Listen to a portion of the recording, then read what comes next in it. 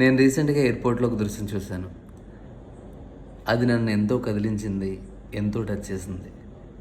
26 ఏళ్ల కొడుకు చదువుకోవడానికి బయట దేశానికి వెళ్తుంటే ఒక్క చుక్క కన్నీళ్లు కార్చకుండా ఆ తల్లి, కొంచెం కూడా బాధపడకుండా ఆ తండ్రి, కొంచెం కూడా దిగులు పట్టకుండా వాళ్ళ బ్రదర్, వాళ్ళ కొడుకుని ఫారెన్ పంపించారు.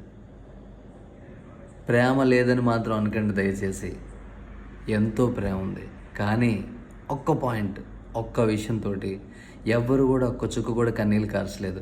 ఎందుకంటే విదేశాల్లో నా కొడుకు చదువుకోవడానికి వెళ్తున్నాడు, అతన్ని కన్నీళ్ళతో పంపించకూడదు, నవ్వుతూ హ్యాపీగా ఆనందంగా పంపించాలని ఒకే ఒక ఉద్దేశంతో వాళ్ళెవరూ కూడా కొంచెం కూడా ఎమోషనల్ అవ్వలేదు.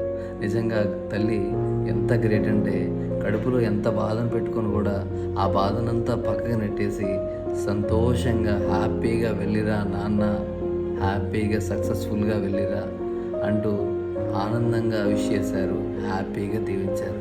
ఇలాంటి చాలా దృశ్యాలు చూసినప్పుడల్లా ఎక్కడో టచ్ అవుతాయి.